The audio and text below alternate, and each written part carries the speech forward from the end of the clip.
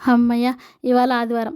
ఓ గంట సేపు ఎక్కువ పడుకోవచ్చు. ఉదయాన్నే లేచి హడావిడిగా పిల్లలకి లంచ్ బాక్సులు, టిఫిన్ బాక్సులు, వాటర్ బాటిల్లు రెడీ చేసే పనుండదు. పిల్లలకు షూ, బెల్టు, టై అన్నీ వెతికిచ్చే పనే ఉండదు. అమ్మాయికి జడేసే పనుండదు. సో, ఓ గంట సేపు పండుకుందామా అనుకుంటానా, నాకంత అదృష్టం ఎక్కడిదండి.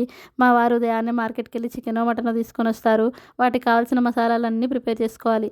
అందులోనూ మా ఇంట్లో ఒక్కోరు ఒక్కో రకం ఇష్టపడతారు. ఒకరేమో చికెన్ ఫ్రై ఇష్టపడతారు. ఒకరేమో చికెన్ గ్రేవీ కర్రీ ఇష్టపడతారు. ఒకరు దాంట్లోకి బగారా రైస్ ఇష్టపడతారు. మరొకరు దాంట్లోకి చపాతీ ఇష్టపడతారు. సో, సండే వచ్చిందంటే నేను ఇవన్నీ చేయాల్సిందే మా ఇంట్లో. మీకు కూడా ఇంతే అనిపిస్తుందా? ప్రతిరోజు కంటే సండేనే ఎక్కువ పనుంది అనిపిస్తుందా? నాకు కామెంట్‌లో తెలియజేయండి. ముందు నా వీడియో చూసే ముందు నా వీడియోకి ఒక లైక్ చేయండి. అలాగే సబ్స్క్రైబ్ చేసుకోకపోతే నా ఛానల్‌ని సబ్స్క్రైబ్ చేసుకొని చూడండి. నేను ఈరోజు నా స్టైల్‌లో చికెన్ ఫ్రై ఎలా చేయాలో చూపిస్తానండి. ముందుగా చికెన్ అయితే నేను పసుపు, నిమ్మరసం వేసి శుభ్రంగా 2 సార్లు అయితే కడిగి పెట్టుకుంటున్నాను.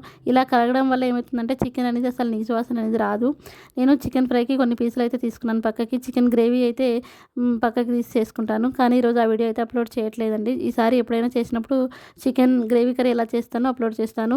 ప్రస్తుతానికైతే చికెన్ ఫ్రై ఎలా చేయాలో చూపిస్తానండి. ముందుగా చికెన్ ముక్కల్లోకి ఉప్పు, కారం, పసుపు, అల్లం వెల్లుల్లి పేస్టు, పెరుగు వేసి మ్యారినేట్ చేసి పెట్టుకున్నాను. ఇలా అరగంట సేపు కలిపి పెట్టుకోవాలి. మసాలా బాగా పట్టుకుంటుంది చికెన్ పీసులకి.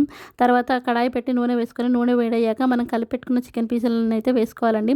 వీటిని దీనిలో నీరంతా ఇంకిపోయి నూనె పైకి తేలే వరకు బాగా ఉడికించుకోవాలి. నేను వీడియోలో చూస్తున్నాను కదా అలాగా మధ్య మధ్యలో కలుపుతూ ఉండాలి అడుగంటుకోకుండా. తర్వాత ఈ పీసులన్నిటిని ఒక ప్లేట్లోకి తీసుకోవాలి. తర్వాత ఇదే కడాయిలో నూనె వేసి మనం సన్నగా తరిగి పెట్టుకున్న ఉల్లిపాయ ముక్కలు, కరివేపాకు వేసుకోవాలి. 4, 5 పచ్చిమిర్చి ముక్కలు కూడా వేసుకోవాలి.